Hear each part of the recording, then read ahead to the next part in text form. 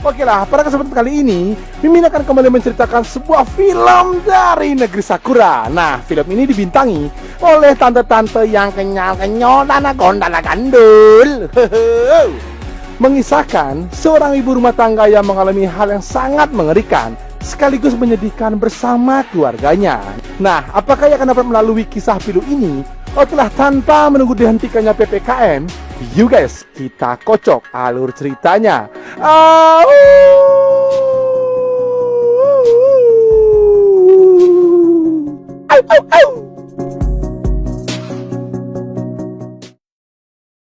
Film akan berfokus dengan sebuah keluarga cemara yang pada saat itu sang anak sedang merayakan ulang tahun dari ibunya yang ke-30 tahun dengan memberikan sebuah kue yang begitu indah dan juga menyanyikan lagu kebangsaan Indonesia Raya.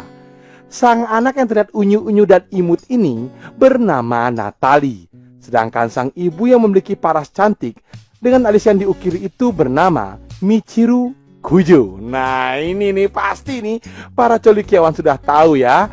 Saat Michiru memandangi foto dirinya bersama Natali, seketika ia pun teringat dengan masa lalunya yang begitu kelam.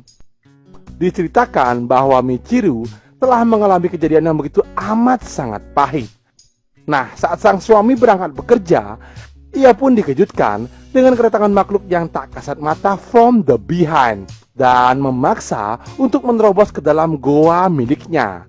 Naasnya dikala itu, sang suami secara tiba-tiba memberikan surat keputusan untuk berpisah dengannya tanpa adanya alasan yang jelas. Dan yang lebih menyakitkan lagi, ternyata si Natali ini merupakan hasil persidangan dari makhluk astral tersebut yang menerkamnya dikala itu. Namun biar bagaimanapun, Michiru tetap menyayangi Natali seperti anak kandungnya sendiri, meskipun ia merupakan bagian dari masa lalunya yang kelam. Michiru pun dengan kasih sayang membuatkan sarapan pagi untuk dibawa Natali ke kampusnya. Layaknya seorang ibu yang serta-merta menyayangi anaknya dengan sepenuh hati. 決まってタコさんウインナーを作ってくれたよね。お母さんへ37 Diceritakan Michiru ini adalah seorang pekerja keras yang pada saat itu ternyata ia bekerja sebagai seorang buruh proyek untuk mengamplas trotoar. Dan ia kerap ditertawakan oleh orang-orang yang melintas di hadapannya. Di sana orang-orang itu pun mengatakan bahwa ia tidak cocok dengan profesinya tersebut. Di sini orang-orang itu pun menyarankan agar Michiru lebih baik menjadi seorang model pemersatu bangsa. Memang orang-orang yang jenius. Mendengar hal tersebut, Michiru pun sedikit jengkel dan ia mencoba untuk bersabar dalam menghadapi semua cobaan dalam hidupnya. ね、手紙書いた方がいいよね。 Shin selalu berpindah ke Natali yang sedang menelpon Michiru agar segera menjemputnya. Akan tetapi pada saat itu sang ibu tidak dapat menjemputnya yang dikarenakan proyeknya untuk mengamplas trotoar belum juga kelar. Mendengar hal tersebut, Natali yang merupakan anak yang penurut mencoba memaklumi pekerjaan ibunya tersebut dan ia pun memutuskan untuk pulang berjalan kaki sejauh 100 meter. Saat ia telah usai menelepon ibunya, tiba-tiba ia dikejutkan dengan makhluk astral yang secara tiba-tiba menerkamnya sedari belakang.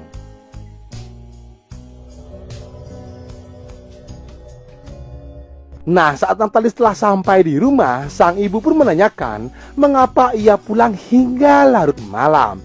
Dengan wajah yang sangat murung, Natali pun hanya bisa terdiam 1000 bahasa. Lalu ia pun beranjak untuk pergi ke kamarnya. 大丈夫だから持ってよ。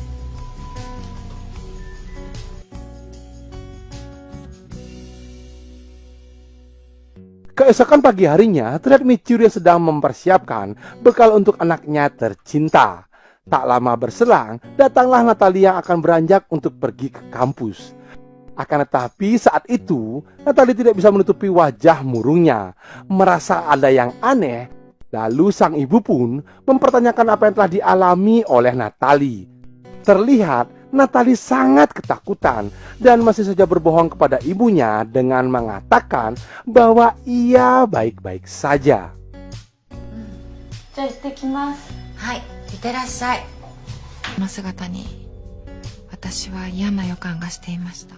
Setelah itu, Michiri pun kembali menyelesaikan pekerjaan rumahnya. Tak lama berselang, ia pun dikejutkan dengan kedatangan makhluk astral tersebut yang secara langsung masuk ke dalam rumahnya. Nah, siapakah orang ini ya? Penasaran ya ini?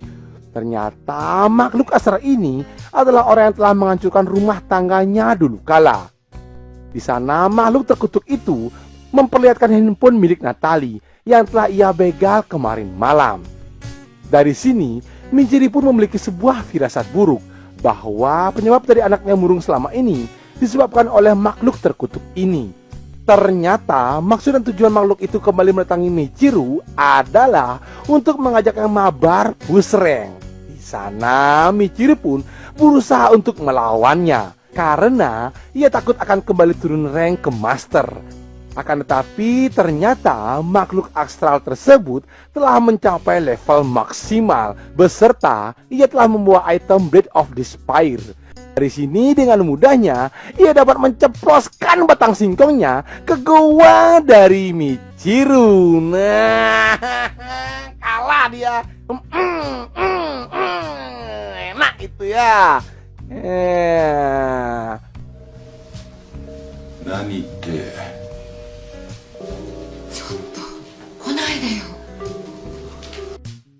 Nah, saat makhluk astral itu sudah berhasil melancarkan aksinya tersebut, tiba-tiba datanglah Natalie. Sehingga si makhluk astral itu pun sukses mabar pusreng bersama Michiru dan juga Natalie sekaligus. Woo! 3 in 1 ya, 3 in 1.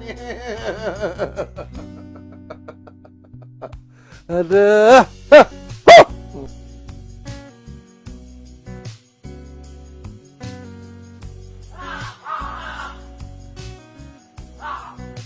Singkat cerita, 6 bulan pun telah berlalu.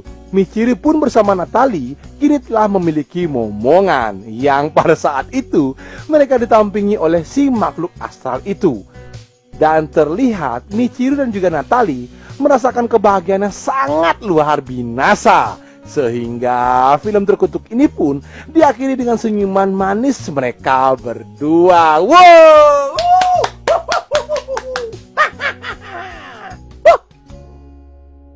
Apa itu ya?